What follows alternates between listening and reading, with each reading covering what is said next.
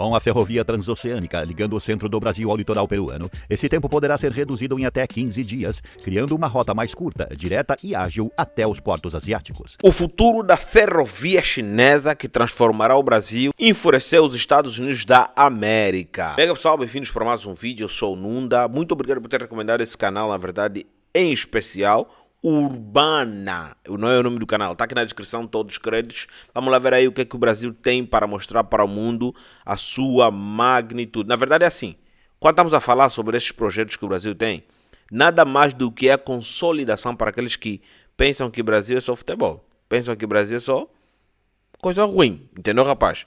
Eu sou apologista de que deve-se espalhar mais esse tipo de vídeo. Só para vocês terem ideia, a Petrobras comprou como que se diz? Bloco, né? 42% do bloco, do bloco de exploração de petróleo na Namíbia. E além disso também, a Embrapa voltou para a África. Empresários brasileiros assinaram um acordo para investir em Angola e esse acordo já começou. Jura. Eu vou trazer aqui no canal. Pode inscrever, pessoal. Já inscreveu no canal? Já ativou as notificações? Não esqueça de partilhar o vídeo. Para quem tinha dúvida, vamos lá ver esse vídeo. No coração do continente, moldado por rios imensos, florestas impenetráveis e cordilheiras colossais, ressurge uma ideia audaciosa. Uma linha férrea capaz de romper as barreiras naturais da América do Sul e redesenhar seu destino econômico. A ferrovia Mano, a transposição do Rio São Francisco é que me impressiona até agora. Me impressiona, na verdade, né? Eu estava vendo noticiários sobre a agricultura, safras aqui em Angola, sobre essas províncias que agora estão a investir muito na produção de milho. Eles dizem que vão colher pouco por causa da pouca chuva. Quer dizer, estão a plantar mesmo bué de coisa, estão a depender mesmo da chuva. Estão a injetar bué de dinheiro na terra, mas estão a depender mesmo da chuva. Um país que está cheio de rico, está cheio de rio, desculpa pelo erro. Um país que está cheio de rico, poderão transpor os próprios rios para poderem chegar em zonas que são secas. Entendeu? Eu não entendo isso. Por isso que tem que chamar os brasileiros aqui para Angola, entende? Oceânica. Esse é o nome de uma das maiores promessas de infraestrutura do século. Um corredor ferroviário que atravessará mais de 4.000 quilômetros de território, ligando o Atlântico ao Pacífico e posicionando o Brasil como eixo logístico entre a América Latina e a Ásia. Esta proposta, estudada há anos, foi arquivada por obstáculos políticos e logísticos, mas que agora volta ao centro das atenções. Em um mundo onde a ordem geopolítica está virando de cabeça para baixo, Brasil e China reacendem as negociações com grande intensidade. Neste vídeo, você verá como está a situação e como será o futuro da ferrovia que vai transformar a América Latina. Em meio ao redesenho das rotas comerciais globais, a relação entre Brasil e China passou a ocupar um papel ainda mais estratégico. Desde 2000... Cara, China e Brasil, a relação é boa. Agora, China e Angola, a relação é boa. Mas, cara, tem uns vídeos de chineses. Cara, eu acho que chinês só respeita comunidades que são educadas. Entendeu? Então eles podem sair muito bem no Brasil, porque a comunidade chinesa que está no Brasil respeita a comunidade local. Isso é bom, isso é positivo. Tenho inveja disso, na verdade. 24, veja do bem, o mundo foi pessoal. marcado por mudanças bruscas na geopolítica internacional. Que E uma isso. das mais significativas partiu dos Estados Unidos, que impuseram uma nova rodada de tarifas sobre uma ampla gama de produtos chineses. As novas taxações chegaram a 145% sobre setores como veículos elétricos, semicondutores e componentes eletrônicos. Em resposta, a China elevou as tarifas sobre produtos norte-americanos em até 125%, agravando ainda mais a guerra comercial entre as duas maiores potências do planeta. Esse ambiente hostil entre Estados Unidos e China está provocando uma reconfiguração nas cadeias globais de fornecimento. Empresas chinesas e o próprio governo da China começaram a olhar com mais atenção para parceiros que ofereçam estabilidade, segurança alimentar e capacidade de suprimento em larga escala. E é nesse contexto que o Brasil ganha protagonismo. Mesmo com a desaceleração registrada em 2024, os números do comércio bilateral continuam expressivos. Segundo dados do Ministério do Desenvolvimento, Indústria, Comércio e Serviços, o Brasil exportou 94,41 bilhões de dólares para a China em 2024, uma queda de cerca de 10 bilhões de dólares em comparação com 2023. Esse recuo de quase 9,5% foi influenciado principalmente pela diminuição da demanda chinesa por soja e minério de ferro, reflexo de fatores internos na economia chinesa, como a crise no setor imobiliário e a desaceleração do consumo. Mas esse cenário começa a mudar. As tensões comerciais entre Washington e Pequim abriram uma janela de oportunidade inédita para o Brasil. A China está... Cara, enquanto os Estados Unidos da América pensou que estava a fazer algo positivo e capaz de engrandecer os Estados Unidos da América, simplesmente o Brasil entrou de fininho e passou a fornecer tudo aquilo que os Estados da América passou a barrar, entende? E os Estados da América, uma vez que também impôs sanções, impôs tarifas, né? Não muito elevadas, eu acho que o Brasil foi o único país, ou um dos únicos, que as tarifas não foram tão altas, sabes? Eu não sei se é por respeito ou por medo, mas, cara, não fizeram isso com o Brasil, entendes? Então, eles acharam uma oportunidade. Praticamente, os chineses firmaram parceria, graças ao intercâmbio que tem com os BRICS, e voilà, os Estados da América começou a sentir dor na ferida.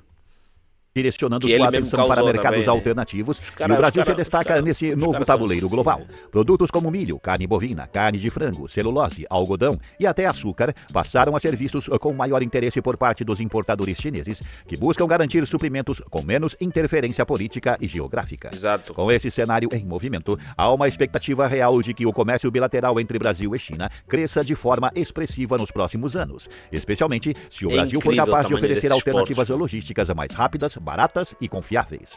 E é aí que entra a Ferrovia Transoceânica, também conhecida como EF-354, um projeto ambicioso que visa conectar o Oceano Atlântico, partindo do Porto de Santos, em São Paulo, até o Oceano Pacífico, no Porto de Ilo, no Peru, atravessando os estados brasileiros de São Paulo, Mato Grosso do Sul, Mato Grosso e Rondônia, e dependendo do traçado, pode passar também pelo território da Bolívia.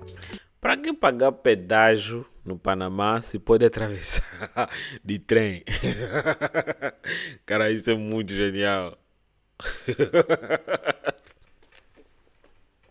Os produtos são todos, os produtos Mano, isso é genial, muito genial, mano. Esse projeto dá certo, meu. É muito genial. Todos os países que estão praticamente atrás do Brasil, se quiserem produtos provenientes, por exemplo, da Europa ou da África, passam por Brasil. E outra coisa, Angola exporta muitos produtos na América Latina. Fora o Brasil, tem a Argentina. Cara, mano, isso nos afeta também diretamente, meu. Agora pensando com uma bem, extensão estimada de 4.400 km dessa no território brasileiro, a ferrovia tem como objetivo criar uma rota terrestre alternativa ao Canal do Panamá, facilitando o escoamento de É isso que eu estou a falar. produtos sul-americanos, especialmente do Brasil, para a Ásia, e atrair investimentos internacionais, principalmente da China. Recentemente, o projeto ganhou novo impulso com a retomada das discussões entre Brasil e China. Em novembro de 2024, durante a cúpula da Cooperação Internacional Ásia-Pacífico, os presidentes Luiz Inácio Lula da Silva e Xi Jinping assinaram acordos estratégicos que incluem a criação de uma rota terrestre ligando o Brasil ao litoral peruano. Uma delegação chinesa, composta por representantes da China State Highway Group e do Ministério dos Transportes, visitou o Brasil em abril de 2025 para discutir projetos de infraestrutura voltados à integração logística entre o território brasileiro e o Oceano Pacífico. O projeto da Ferrovia Transoceânica está inserido na iniciativa chinesa do Cinturão e Rota, que busca fortalecer a conectividade e a cooperação econômica entre países em múltiplos continentes. A ferrovia é considerada uma solução logística de alto impacto, já que o transporte de mercadorias do Brasil para a China, feito hoje por rotas marítimas, pode levar de 45 a 60 dias, dependendo do porto de origem e das escalas no trajeto. Com a Ferrovia Transoceânica ligando o centro do Brasil ao litoral peruano, esse tempo poderá ser reduzido em até 15 dias, criando uma rota mais curta, direta e ágil até os portos asiáticos.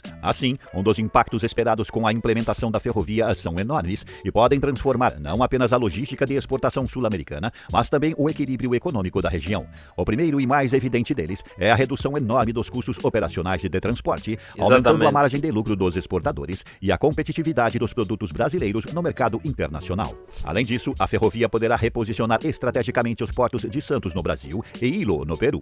Santos, já consolidado como o maior porto da América Latina, ganharia ainda mais força como ponto de entrada e saída de cargas, agora com ligação direta à costa do Pacífico. Ilo, por sua vez, passaria por um processo de expansão e modernização, se tornando um hub logístico para todo o comércio entre América do Sul e Ásia. Estima-se que, com a ferrovia em plena operação, a capacidade logística da região poderá triplicar, descongestionando rotas atuais e permitindo o transporte de volumes muito maiores com maior eficiência. Isso trará reflexos positivos não só no comércio, mas também na integração econômica dos países envolvidos, estimulando cadeias produtivas, fortalecendo o mercado interno e gerando milhares de empregos diretos e indiretos ao longo de todo o traçado da obra. A concepção da ferrovia transoceânica remonta a 2014, quando os governos de Brasil, China e Peru firmaram um acordo para a realização de estudos de viabilidade. Desde então, o projeto passou por múltiplas rodadas de negociação, envolvendo... Cara, o que eu vejo? A mesma coisa que os chineses estão fazendo na África é a mesma coisa que eles querem fazer na América Latina. Fazer com que os países latinos sejam dependentes. Só que vai ser diferente, por quê? Porque esses países têm uma soberania econômica, entende? Essa é a vantagem. A América Latina tem o Brasil e tem a Argentina, tem o Peru. São os bichos no meio da sala. Muito mais pelo Brasil, que acaba facilitando, né? Que deu início a esse projeto, capaz de não entrar numa marra tão feroz como, por exemplo, a que ofereceram aos países africanos, na qual eles tiveram ali um financiamento, tiveram aí uma requalificação de vias, uma extensão de vias ferroviárias e praticamente está tudo concessionada. Agora você fala por 10 anos, não. Por 30, 40, 100, por 30, 40 até 90 anos. Entendes? Eles praticamente monopolizaram o transporte ferroviário e em alguns países, por exemplo, o transporte portuário. E aeroportuário também, podemos dizer assim, né? Mudanças de governo, revisões orçamentárias e adaptações no traçado original. Estimado inicialmente em cerca de 10 bilhões de dólares, esse valor foi revisto ao longo dos anos. E hoje, com os ajustes técnicos e os cursos de engenharia mais atualizados, o investimento necessário pode ultrapassar os 100 bilhões de dólares. Entre 2014 e 2016, uma série de missões técnicas envolvendo engenheiros chineses e autoridades brasileiras e peruanas percorreu o provável traçado da ferrovia para avaliar a viabilidade do projeto. Em 2019, durante a visita do então presidente Jair Bolsonaro à China, o tema voltou à pauta, com promessas de reativação do projeto em parceria com empresas chinesas especializadas em infraestrutura pesada. Mais recentemente, em 2021 e 2024, novas rodadas de diálogo foram realizadas, especialmente com o retorno do governo Lula, fortalecendo o interesse mútuo pela retomada da proposta. Porém, como você já sabe, as obras não foram iniciadas oficialmente e o projeto permanece em fase de negociação e detalhamento técnico. Um dos principais entraves está na geografia. A travessia de regiões remotas, como a floresta amazônica e a Cordilheira dos Andes, impõe desafios ambientais e de engenharia de alta complexidade. Do lado ambiental, há uma preocupação legítima com o impacto sobre as áreas de preservação, terras indígenas e ecossistemas frágeis. A construção de uma ferrovia que corta esse tipo de território exige um planejamento minucioso, com licenciamento ambiental rigoroso e soluções que minimizem o desmatamento e os danos à fauna e à flora locais. No campo diplomático, outro obstáculo é a necessidade de coordenação entre 3 países com legislações distintas, normas técnicas diferentes e contextos políticos frequentemente instáveis. A harmonização... Peru, Brasil, China tem que se entender, sentar na mesma mesa para construir e, além disso, vão ter que enfrentar o bioma latino-americano. Rapaz... dos marcos regulatórios e a criação de mecanismos binacionais ou trinacionais de governança do projeto ainda estão em debate. Há também questões alfandegárias e operacionais a serem resolvidas para garantir que a ferrovia opere com fluidez e integração entre os trechos de cada país. Do ponto de vista técnico, a construção dessa ferrovia exigirá um conjunto de soluções sofisticadas. Em áreas montanhosas, como as que cortam os Andes, será necessário implantar túneis de alta precisão, escavações profundas e estruturas de contenção para lidar com o relevo acidentado e a instabilidade geológica. Viadutos extensos também serão indispensáveis para vencer vales profundos e cruzar rios caudalosos em regiões tropicais. Um exemplo internacional que pode servir de modelo é a ferrovia Qinghai-Tibete, construída pela China e considerada uma das mais desafiadoras do mundo. Esse projeto envolveu a criação de... pessoal, só que a China não respeita muito certas regras ambientais e civis. Então não dá para comparar, já? Eles chegam, querem fazer tipo assim, o governo lá assina um referendo e pronto. O governo local túneis a altitudes extremas, o uso de trilhos assentados sobre fundações congeladas e sistemas de monitoramento em tempo real contra avalanches e erosões. A tecnologia usada ali, adaptada às condições sul-americanas, poderia acelerar a implantação da transoceânica e garantir sua segurança e eficiência. Outros aspectos fundamentais envolvem os sistemas de sinalização e controle. Como a ferrovia passará por 3 países com padrões distintos, será preciso implementar uma tecnologia de sinalização avançada e interoperável. Sistemas automatizados de controle de tráfego, sensores distribuídos ao longo do trajeto e centros de comando integrados devem ser previstos desde o início para evitar falhas de comunicação e aumentar a segurança das operações. A mão de obra para esse tipo de obra também precisará ser especializada. Além do envolvimento de engenheiros locais, é provável que empresas chinesas tragam equipes técnicas experientes com histórico em megaprojetos ferroviários. Isso pode representar uma oportunidade de transferência de conhecimento para profissionais brasileiros e sul-americanos, ampliando a capacitação da indústria local. O modelo de financiamento ainda está sendo discutido. A China, por meio de seus bancos estatais e do China Development Bank, já sinalizou interesse em financiar a parte significativa da obra em troca de concessões, participação em consórcios operacionais ou garantias sobre o uso da ferrovia para exportação de commodities.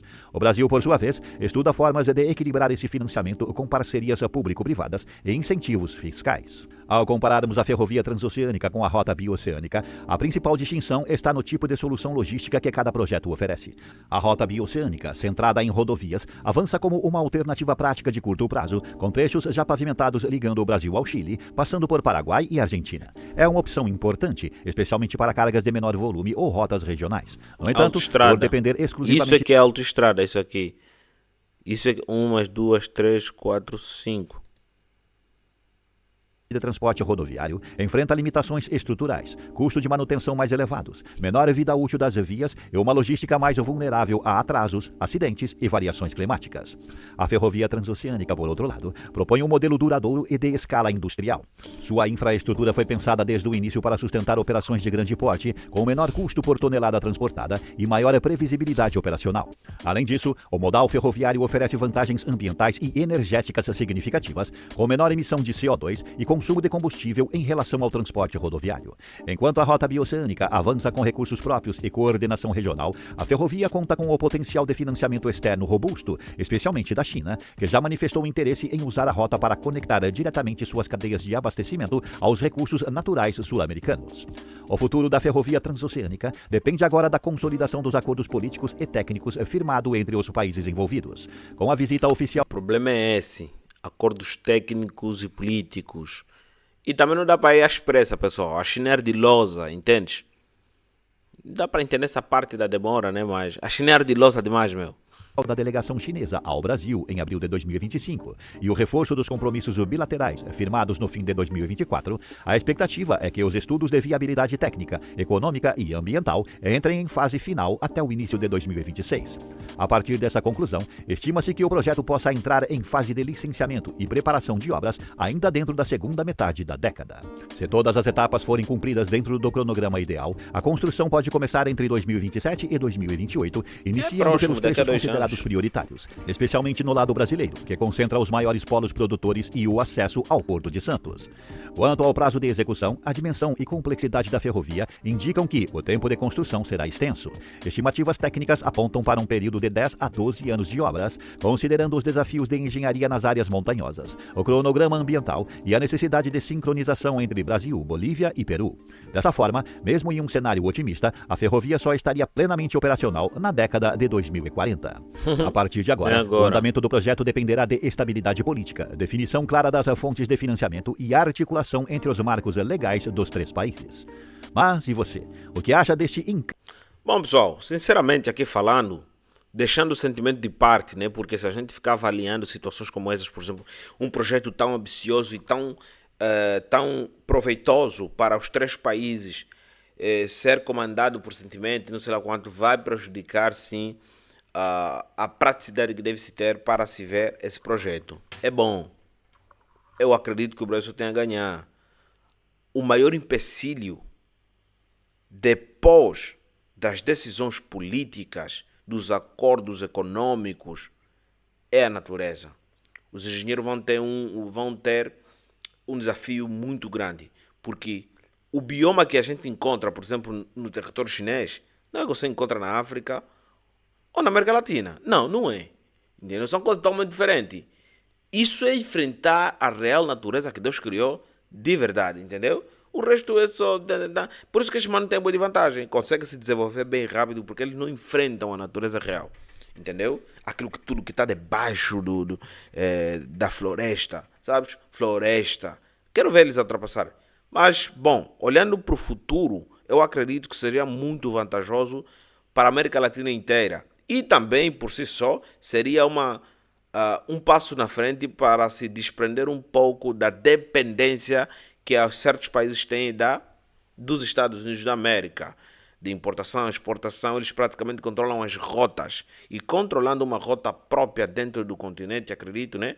Com muitas dificuldades, vai ter muitos empecilhos no caminho, pessoal. Mas se a gente ser otimista, com certeza é um plano ambicioso. Quem disse que os Estados Unidos da América vai ser evoluído sozinho? Quem disse? Quem disse que a China vai evoluir sozinha? Quem disse?